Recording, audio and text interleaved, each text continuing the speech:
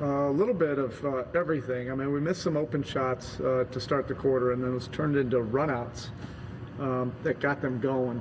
Those easy ones. This is a team that has great offensive firepower. So when they see the ball go in the basket, then they start to get more aggressive.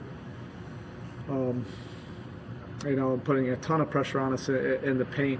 Much like they did in Game 3, and we weren't able to shut that off. And they just carried that through. You always talk to us how a playoff series is not about necessarily each individual game, one loss or one win. Where your team comes out of this game, is it kind of just shake it off, still in the lead, move to Sunday, or is it require a very serious look maybe? Look, we're not getting caught up into all the narratives. Boston played great in that second half. They deserved and earned what they got. We understand how tough it is to win in the playoffs. We did not compete hard enough defensively. And we paid the price for that. But you do have to credit Boston. They played with great force, particularly off the dribble. Over 50 points, I believe, in the paint in the second half. Actually, after the first quarter, I think they only had 6 points in the paint. It was just a deluge to the rim after that. Anthony Chang.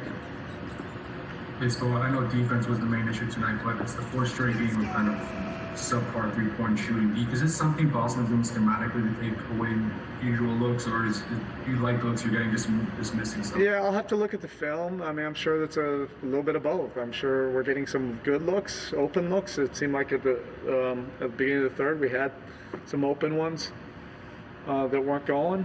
They had some that they heavily contested. But regardless of whether it's going in or not, that can't affect your commitment on the other side of the floor, and it felt like it did. We had 56 points at halftime, and sometimes that can be concerning that you think you can win the game offensively. They're too good for that, and we paid the price in the second half. Tim Reynolds. You addressed this, well, I apologize, but you talk all the time about competition, and is this just a reminder that to win any game this time of year, and especially a closeout game, it's just going to take. Yeah, there's no question about it. Just the feel of it and my recollection of every 50-50 ball was going their direction. That generally, dictates the tenor and momentum of the game. Captain Cortez, Puerto Rico.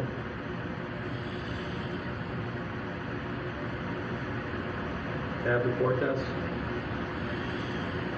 All right, we'll switch to Andres Lopez, Culture Sports. Thank you, Coach. In the NBA bubble, we've seen time and time again how series that are led 3-1 mean absolutely nothing. The Denver Nuggets have come back so many times.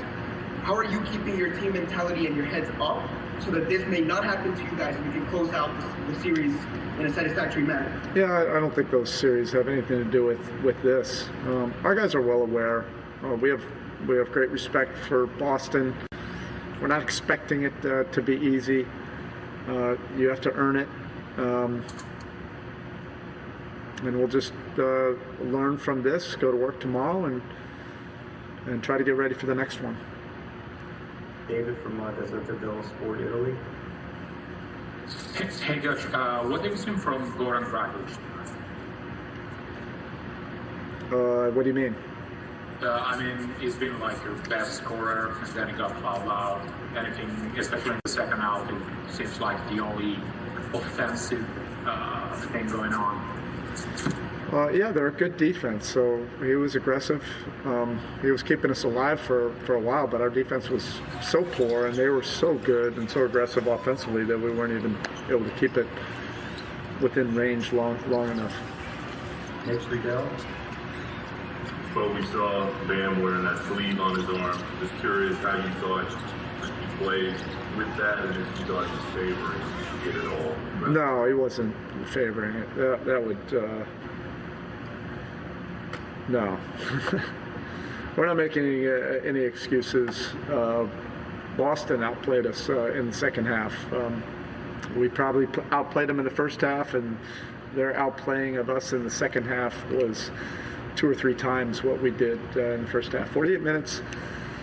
That's a long game, and you have to play consistently a lot longer than we did tonight. West Lamb. Hey, Spo, obviously in that third quarter, we know how they outscored you, but Jason specifically, what do you see from your vantage point where he was able to build his confidence in that third period? Who? Jason Tatum. Well, he's a great scorer, so if he's able to get into open space and see some easy ones go down, they just had a great rhythm at the beginning with those transition opportunities. They're a dangerous team to give relief buckets like that. They see the ball go in, and then they start to get on a roll. I mean, before we could even do anything, if 2 timeouts into the third, I think it was a 20-5 run. All right, Spo, that's it. Thank you. Take it to the Twitter. Celtics, see you Sunday. Williams is a fan of that along with the rest of